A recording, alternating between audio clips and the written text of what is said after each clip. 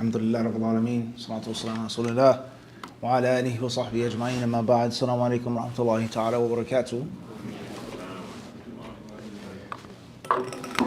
Some years ago, I was at a funeral, a janazah, who was the deceased, family members, etc. None of that is important right now. What's important is that I was at the janazah, and there was an older brother there. I believe he was a family member, close relative, was standing around the grave, about to lower the deceased into the ground, pour the dirt on top of him, and all of a sudden he lost control. He start crying, start bawling, as we would say, pouring out. Big dude, big guy, start crying. So, people, they try to offer their support, hug, rub on the back, etc. MashaAllah, be patient, etc., etc., etc., etc. So, as he was breaking down, he's like, trying to get his words together, and he's saying like, this has to stop. Enough is enough. It's not okay anymore. It's not cool anymore. Right now, right here, this has to stop. This has to be the last young teenager that we bury from our families and our communities. I've had enough. I was tired of it then. I'm tired of it now, etc., etc., etc., etc. So the topic, life or death, crime rate, murder, our city, the city of brotherly love, city of gunplay, among many other cities, but Philly, we know our city. It reminds me of this story, or this encounter. And I'm sitting back and I'm thinking to myself, no matter how sad it is, and mashallah, it's messed up, blah, blah, I'm saying to myself, like, listen, you and I both know that it's not going to stop right here. Mm-hmm. You and I both know that. Mm-hmm. That this isn't the last time, and only Allah knows in most cases going to be another torn family, broken heart, shattered heart, etc. Why am I saying this? Is this insensitive or cruel? Was it my son, my brother, my cousin, my father, my relative, my homie that, lost his life through gun violence, through gunplay, right? The reason why I say that is because no matter how sad this brother was and upset, his reasons for it having to stop, it has to stop, are wrong. The wrong reasons. It shouldn't stop, it can't stop just because it's you and your turn on the ride now. You had to wait in line like everybody else. Make sure you're tall enough to get on the ride. They strap you down. Then you have your 30 seconds or 120 seconds of fun. Then you get off the ride. Some people choose to get on the ride a second time. Some people go to another ride in an amusement park. But just because it's your turn on the ride, you can't now say it's a bad amusement park.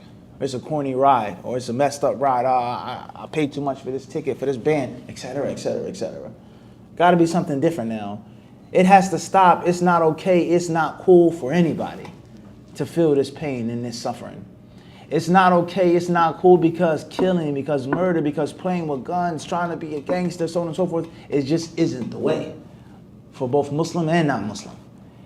So the mindset that is only wrong and evil because it's happening to me. It's only wrong and evil because it hurts. It's only wrong and evil because so on and so forth. Everybody get the point I'm trying to make?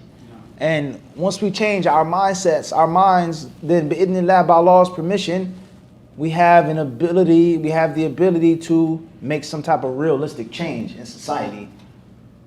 Your brain, how you think about stuff. I could do it and get away with it, so therefore I'm going to do it. I can do it and get away with it, but I'm not going to do it. Big difference. You're playing a game. The game isn't a cool game to play. Let me stop, quit while I'm ahead versus I'm caught, I had to stop. It's not the same. Me turning the other cheek, quote unquote, holding back my anger, suppressing my anger, not taking revenge. You do something wrong to me. Even though if I wanted to, I could just do whatever I want, go crazy on you. I'm stronger, faster, quicker, I got a bigger thing, whatever the issue is. But it's all good. It's cool. I'm going to walk off. Bismillah, no problem. That's not the same as the one who humbles himself and says, oh, let me be peaceful, let me walk away, let me, squash this because you're really scared. Or you can't beat him. Or whatever the reason. But you're not stopping because you feel the need to stop. You're only squashing the situation. Let's make up, let's hug, let's make peace because I know that there's a big problem dealing with you, or I'm scared of you, or you're more ruthless than me. That's not the same as a person who was a killer saying, look, it's done, it's over. There's no more vendettas. It's my turn to strike back, it's my turn to take revenge, but you know what, it's all right. So as long as we keep thinking backwards in the same manner, is that it's bad because it happened to me, it's not okay because it happened to me, it's not okay because it happened to us, we're going to keep suffering from the same thing. Like racism, something that plagues our society, plagues our city, maybe even plague this masjid. Wherever you go, many people, they say, oh, don't treat him like that, he's a good one. He's a Muslim. Versus you shouldn't be looking at someone sideways and crooked because of their appearance, period. From the color of their skin. Oh, he's a good one, he's a righteous one. Or there's some good, well, let's say it could be black, white, purple. I'm not caught up on any of that nonsense, not me. And it is nonsense at the end of the day. So we can just make an example. Black people, they say, oh no, there are some really good black people. When I was in Philadelphia, some of the black people, they helped me out. One day I was on the side of the road and the black guy, he stopped his car. The white people kept driving. No, you can't be racist. You can't show prejudice to black people because it's wrong, period. Not because there's some good ones. You get the mindset I'm trying to, it's just not okay. Or white, or red, or yellow. Oh, he's a good white person. There's a positive white one. He's different. No, you can't treat or deal with nobody based off of your pre-assumptions. That's the evil. That's the wrong. Change that. And then bi'idhnillahi ta'ala, in time, and other people start thinking like you, then you can actually turn and change something, a notch or two of society, and society has changed. Okay, so I just, this is food for thought. I was just thinking like, that's messed up, man. Like, why didn't you speak out against gunplay before your son was killed? Was it wrong then? Was it bad then? Or it was none of my business. It don't concern me.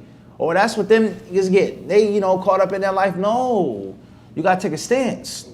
Before it comes knocking on your door, and that's your little young, innocent teenage son, supposedly innocent.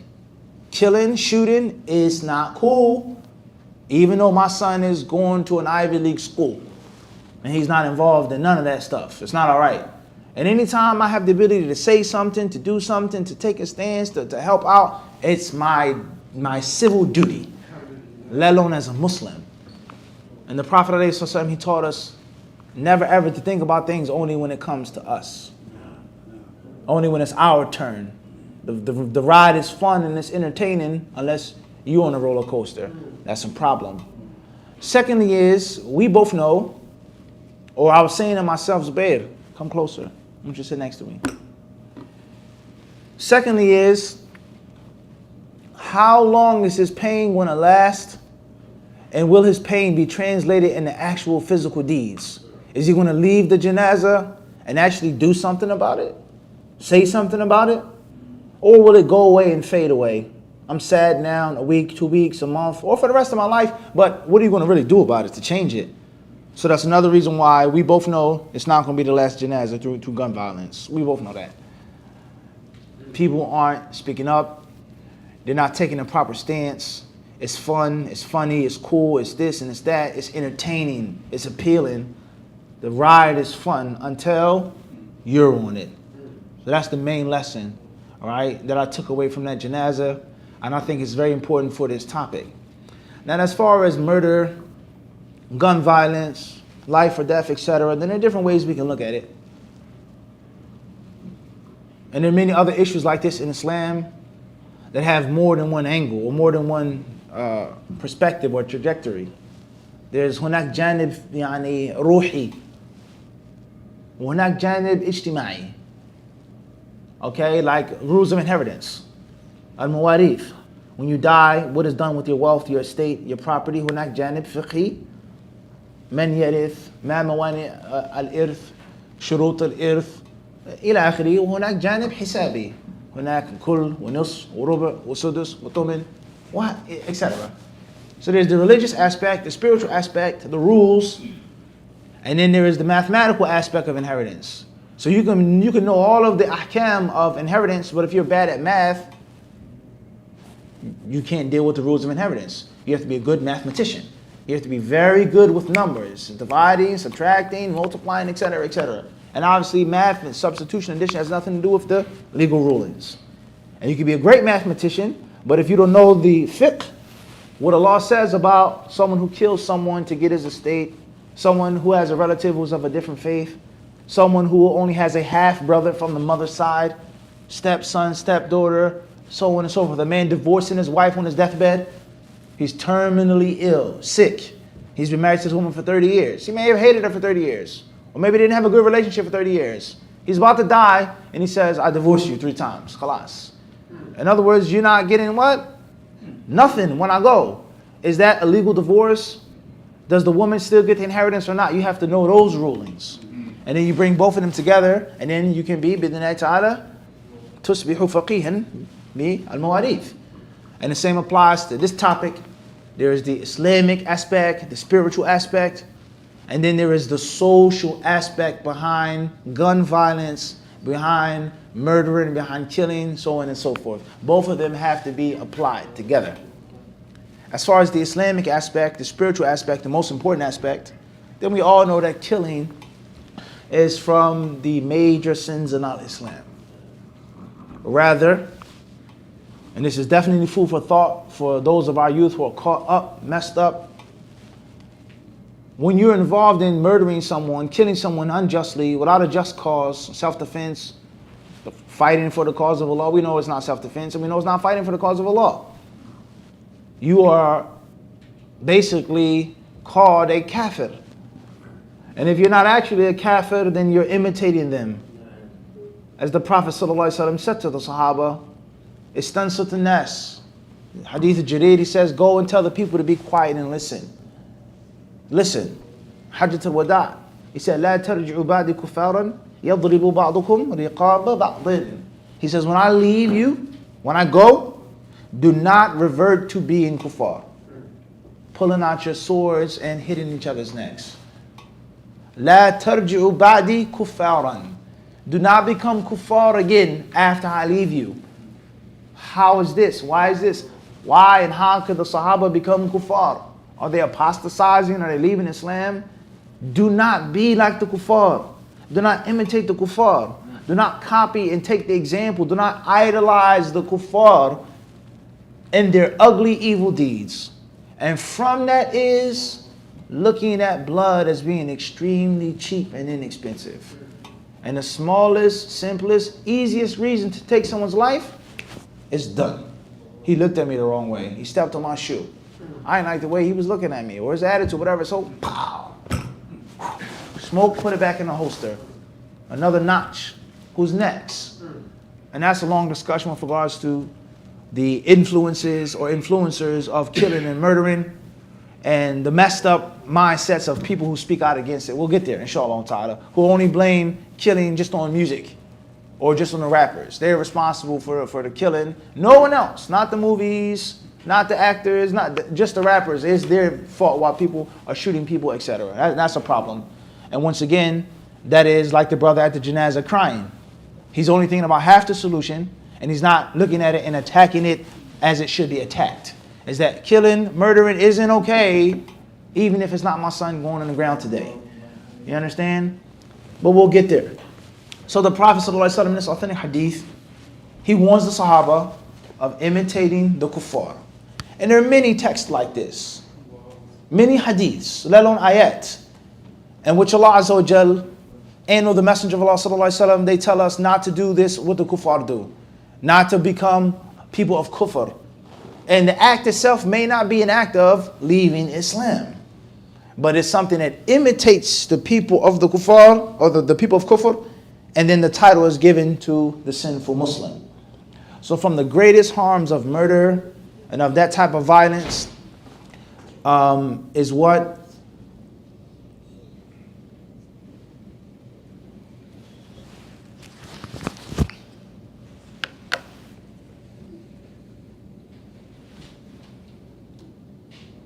Hopefully the sound should be good, huh?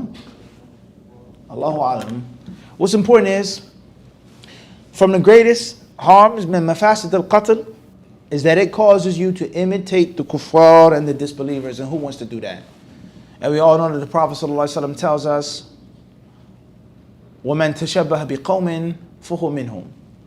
He says, بُعِثْتُ بِالسَّيْفِ بَيْنَ يَدَ السَّاعَةِ حَتَّى يُعْبُدَ اللَّهُ وَحْدَهُ لَا شَرِيكَ لَهُ وَجُعِلَ رِزْقِي تَحْتَ ظِلِّ رُمْحِي وَجُعِلَتِ الذِّلَّةُ وَالصَّغَارُ عَلَى مَنْ خَالَفَ أَمْرِي وَمَنْ تَشَبَّهَ بِقَوْمٍ فَهُوَ مِنْهُمْ. You imitate a people, then you're one of those people. So nobody wants to be a kafir. No one wants to be like the kuffar. They do many things that are wrong and evil and vile. But at the top of the list, after shirk and kufr, disbelieving in Allah, associating partners with Allah, worshipping the hayat dunya, is that they kill indiscriminately. They're mindless when it comes to bloodshed. So just stop and think about that. Also, murder, gun violence is a major sign and proof of ultimate stupidity. Supreme stupidity. You have no brains whatsoever.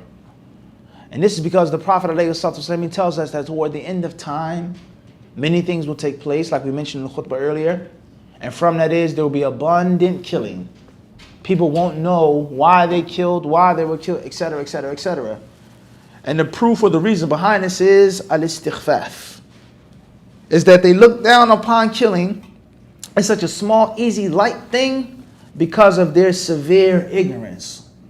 And that's a general rule of the hadiths that talk about the end of time, that talk about apocalypse, that talk about the last hour being established, qiyam as-sa'a, 9 out of 10 times. Whenever the Messenger of Allah ﷺ says, la taqum as-sa'atu, etc., etc. The hour will not be established until. The day of judgment will not come until. The last day will not arrive until.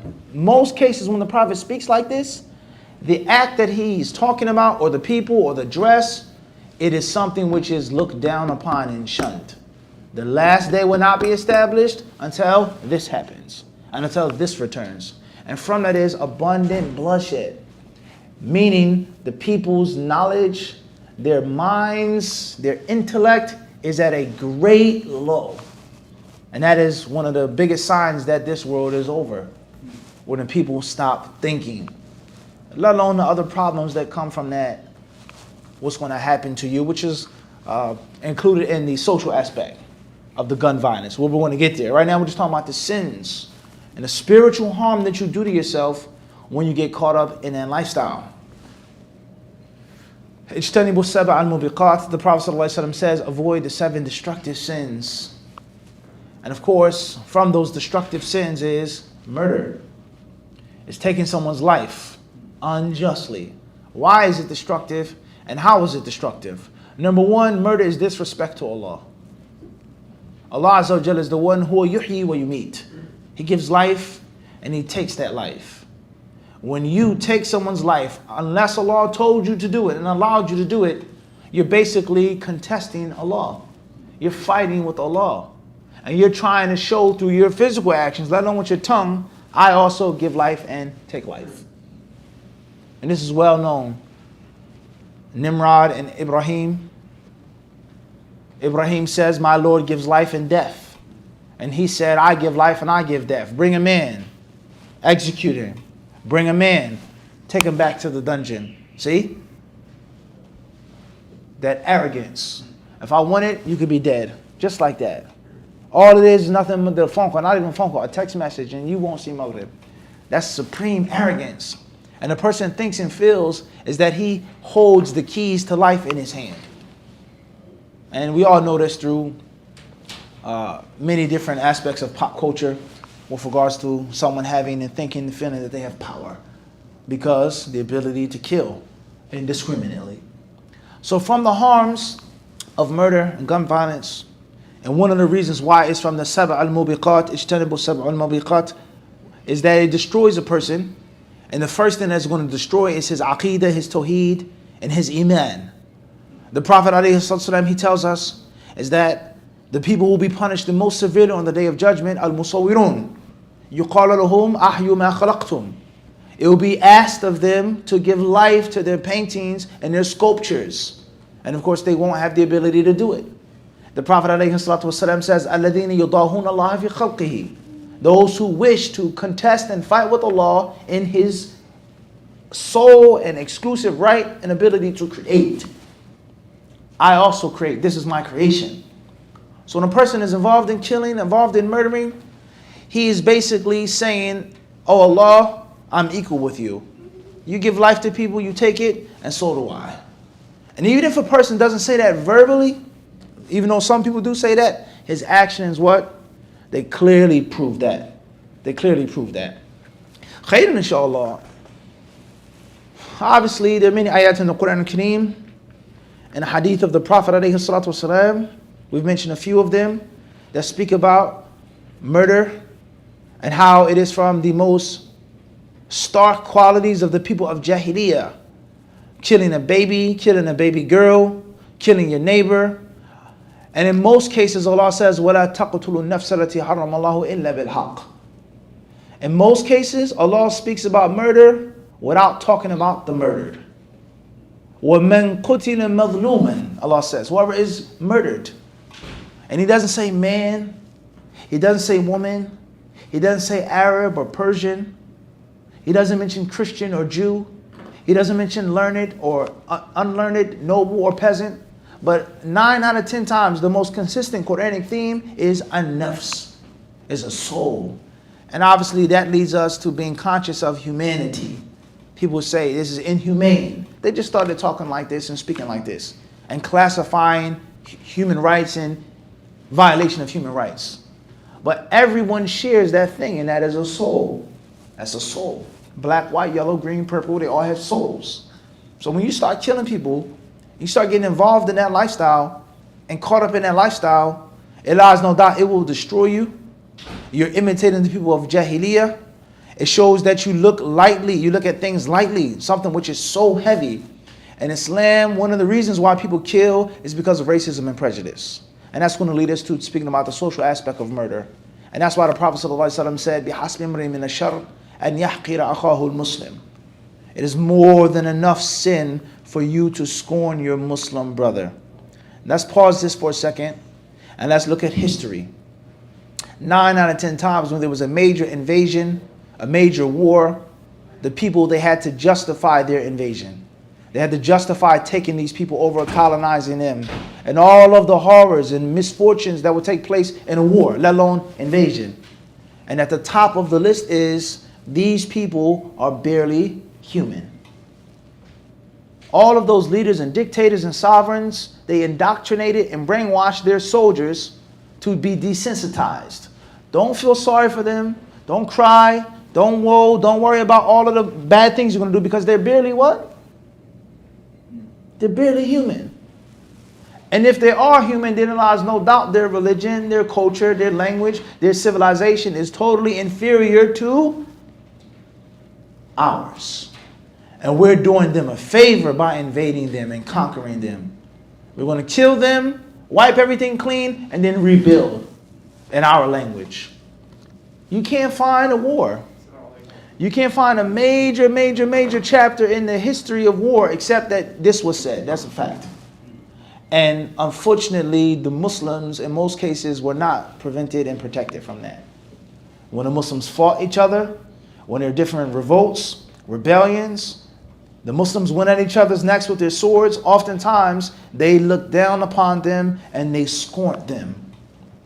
Or if Muslims were being killed by non-Muslims, the Muslims who sat back, who said nothing, who did nothing, let alone allied themselves with the kuffar that were killing them, they turned a blind eye because they felt that those Muslims were inferior. This is what they get anyhow. They're really not, civilized. They're really wild. And the same applies to Philadelphia. Is this not the case? If somebody's murdered from a specific ethnic background, they go for help or assistance to another ethnic background, somebody from among them is going to say, well, you guys are always caught up in that stuff. So this is what you get. We can't help you. This is how you guys live. This is what you guys like. This is what you guys are into. As far as me, my people, that would never happen. It's well known. It don't have to be a black, white, Arab type of dynamic. It could be other ethnicities as well. People who kill people, they'll say that. In my neighborhood, this would never happen. We kill people the clean way, the professional way. Right? In our mafia, there's a system to our murder. We're good murderers. But you guys are just savages. You just go in the street and shoot somebody, stab somebody, and that's it. Has this not been said?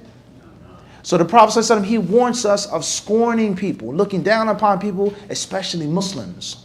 And when they make ihtiqar, they make istighfaf. وَإِذَا اسْتَخَفَّ بِهِ دَمُهُ لَا يَخْتَلِفْ عَنْ أي سائل آخر. It's no different than any other type of liquid.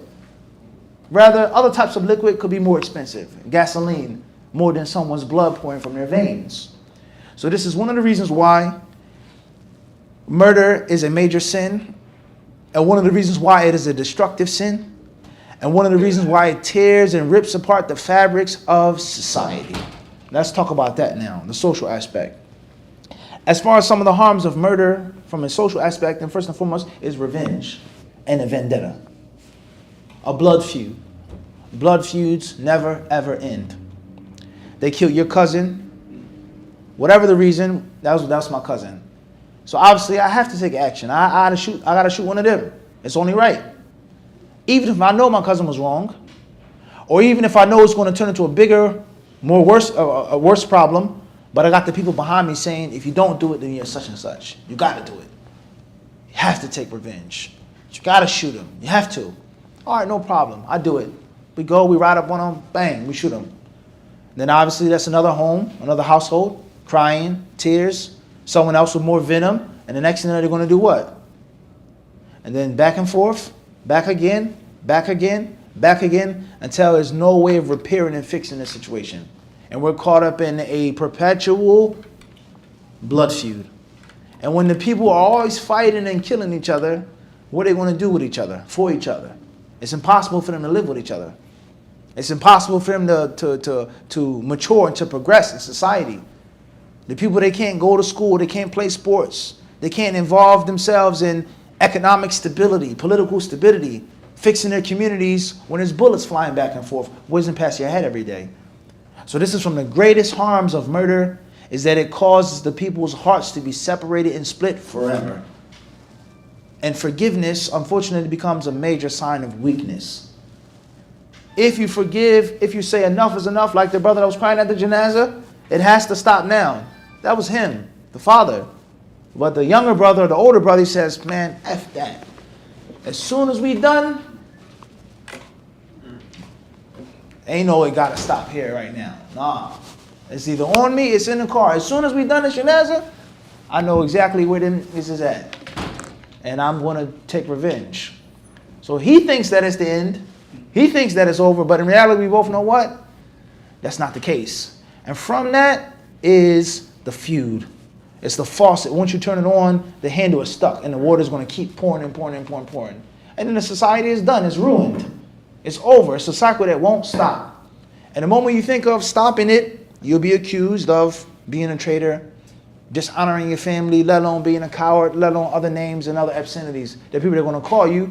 You obviously, you soft. You let them do that to your cousin, you ain't do nothing.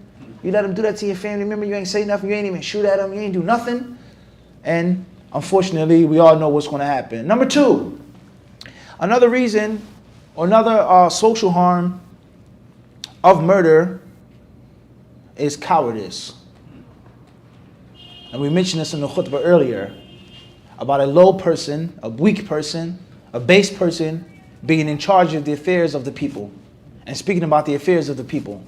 In most cases, 9 out of 10 people who commit murder are cowards. I'm not saying that it doesn't take any courage, and I'm not saying that there aren't people who don't kill people with courage, but the average person was either scared, he thought and he felt that he was inferior, or he was so scared that the people pushed him and forced him to do it. But deep down inside, he was scared. And we know that fear is one of the most powerful human emotions. And that's why Allah gave it to the human being. And many people, if not most people, they mismanage their fear. They don't handle it properly. They become a victim to it, or sometimes they ignore fear. And there are times in which you're supposed to be scared, and that fear is sending you a message. You're supposed to be scared and run away. Whether it's your adrenaline, whether it's your goosebumps, whether it's the hair of your neck, whether your stomach feeling queasy and uncomfortable, your body is telling you, danger, danger, stay away, get away, don't go near. That natural instinct, and a part of your natural instinct is what? is fear. So a person that ignores that says, I ain't scared. I'm not scared. And it's a good thing not to be scared. You should have courage. That's one of the greatest attributes of a successful leader. But there are times in which you're supposed to be scared. You're supposed to be a punk sometimes. And that being a punk will save your life. That will protect your deen. Because what cause are you fighting for? A noble cause, Islam, an honorable cause, or something that you want to live with for the rest of your life and regret? That depression and anxiety, that mental sickness, which is a cause behind many people turning themselves in after they commit murder. They keep seeing a person in their dreams. They keep having nightmares. They can't swallow. Damn, it's crazy what I just did. And that's why the Prophet ﷺ says, لا يزال المؤمن في فسحة من دينه ما لم يصب دما حراما. He says, as a Muslim, a mu'min will always have, his deen will be wide open for him. Fusha. He won't feel constrained. He won't feel tight. As long as he stays away from sacred blood. You pour sacred blood, everything closes in on you. Don't take this from me because I'm not a killer. Take it from people who have done the act, and they'll tell you that. That it's very, very, very difficult to live and to go to sleep and to eat, knowing what you did. Unless you totally turn the fitrah off. And obviously, if you turn your fitrah off, then that's it. You're done. You're no different than those who are dead. Rather, you're practically walking dead man. And we know many stories of people like this. How many times did you kill? A person says, I lost count. I lost count in 86, 90s. That's when I was counting. Now, it's just no big deal. A person doesn't have a soul anymore. The fitrah is gone. So what's important is that from the social harms of murder, is that it allows cowards to become champions. Someone who didn't kill out of courage, they didn't kill for the right reason, for the correct reason. They killed because they were scared. And now, obviously, in Philly, once you got a body, right or wrong, your status is now what? You leveled up now. You know what I mean? And in actuality, that person who's leveled up in reality, he's a what? He's a coward. He's scared. So now there are younger people now doing what to him? Looking up to him. Listening to what he has to say. What he has to teach them. He's now valid. I can now talk about it because I did it. Even though when I did it, I was shaking. Even though I went home and I wet my pants. I was scared to death when I did it. And I only did it because I was scared. But now in front of those young people, weak-minded people, not saying if you're young and weak-minded, but young people and weak-minded people, I'm a killer. I'm brave. I put in work, so on and so forth. So from the worst things to happen to society is what the Prophet ﷺ tells us. وَيَنْتِقُ فِيهَا الرُّوَيْبِضَةُ. As a low base man, and from being low and base is being a coward. It isn't a noble characteristic. And most people who are tyrants, who are bullies, they're scaredy cats if you see them one-on-one. And they're extremely insecure and fragile. And one of the reasons why they push people around, throw people around, curse people, abuse people, slander people, hit people, is because they have to mask their fragile nature. It makes me feel good smacking people. It makes me feel tough seeing people run away, begging, asking me not to pull the trigger. It's a sickness. So this is something which tears the society apart when the corrupt people are in charge, when people who don't have the proper characteristics, when they're the leaders, when they're in charge, when ignorant people are in charge. The Prophet ﷺ, he tells us, اتَّخَذُوا رُؤُوسًا جُهَالًا. They'll take ignorant people as their leaders, as the people who make the decisions, who make the policies. And the list goes on with regards to society. Number 3, gun violence, murder, is going to lead to the continuation of economic suffering.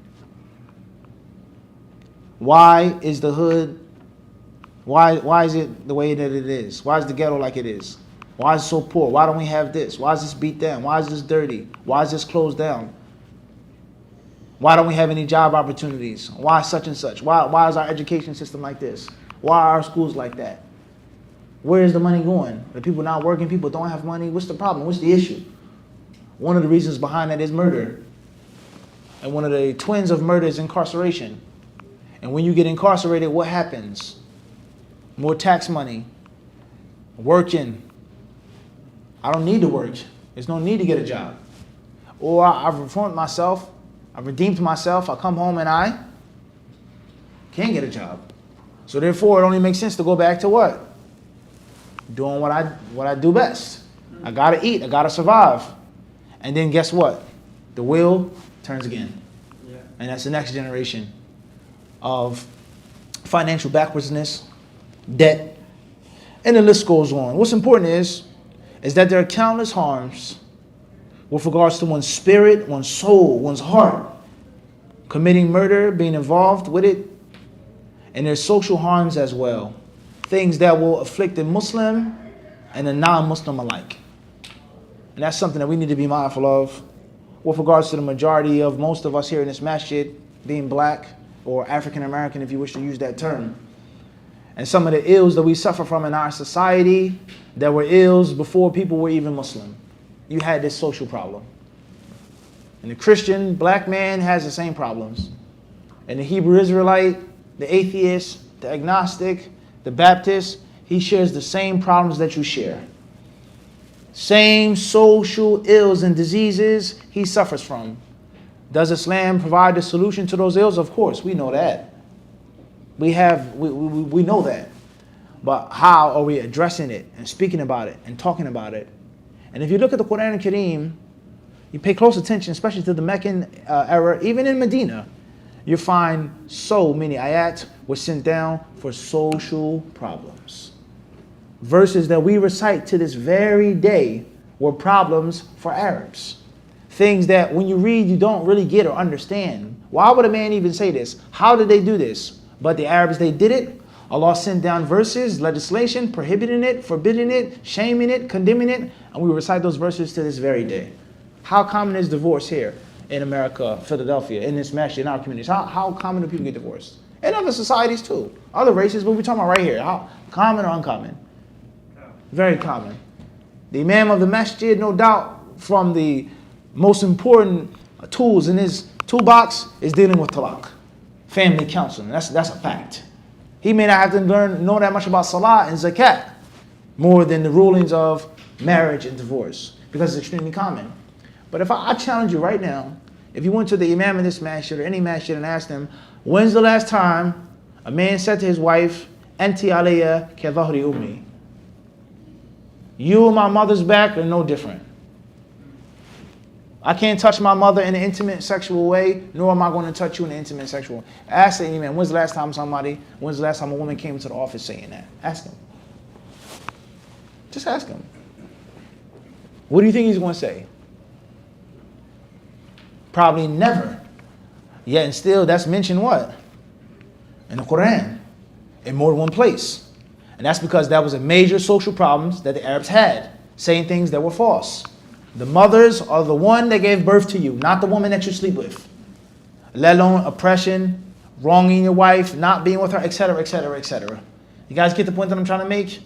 Oppressing the orphans, abusing inheritance.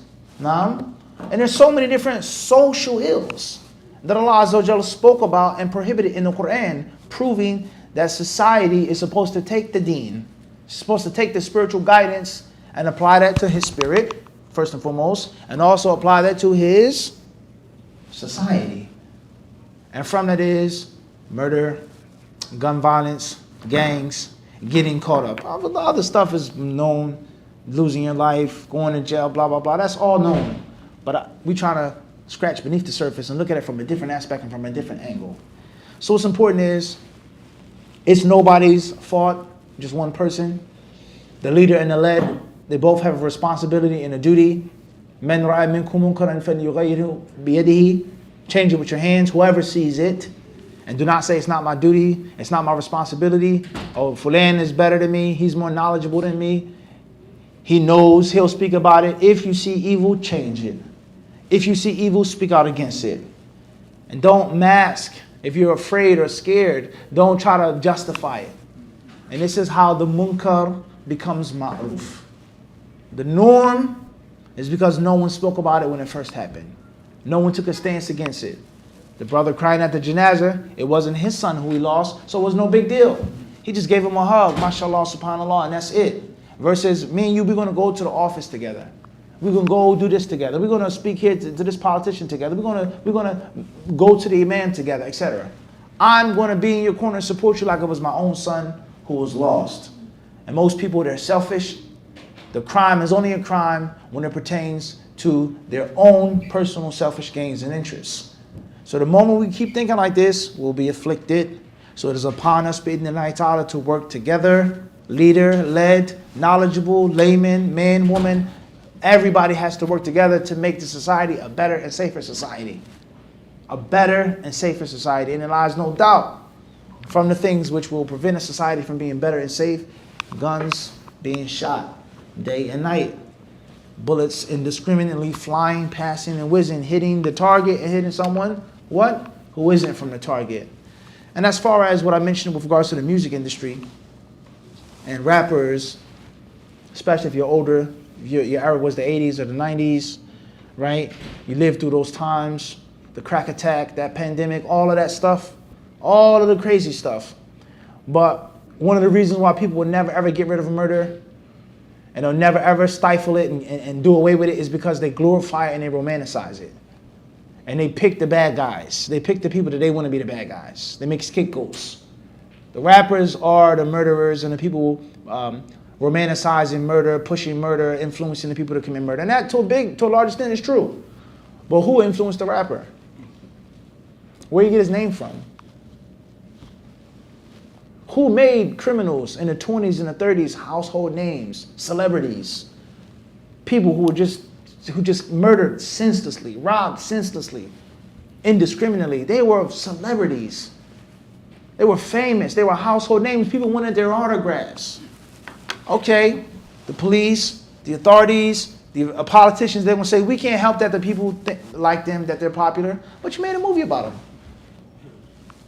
Movies about them, plays about them, comic books about them, action figures about them. That person is a household name. If you Google it and research how many times has this character been portrayed, anybody, Scarface, off the top of my head, you'd be shocked. 50 different renditions of Scarface. Before black and white, color, HD, 4K, this actor, this aspect of the life, they glorify that criminal and that gangster. And then you wonder why some poor, weak person from the inner urban city says, I'm going to call myself and try to be like him. Obviously, you come down on a small fry. You come down on a little one, the weak one, lock him up, which is going to take years out of his life, mess him up mentally, physically, spiritually, mess his family up. He can't get a job because you're a rapper and you're rapping. Hollywood, the actors, Al Pacino, this one, that one, so on and so forth, they're actors. So the racism and the prejudice involved in the fabrics of this society is one of the causes, one of the reasons why it continues to happen. Until you make a stance against all types of murder, whether it's in a cartoon, whether it's in a movie, whether it's in a rap song, whether it's in a rap video. If a black person is talking about it, if an Italian person is talking about it, it's what? Fahisha. It's wrong. It's evil. Someone suffering, crying, and weeping, it has to come to a stop versus, oh, the blacks do it, the Italians do it, oh, well, it's different, It's organized crime.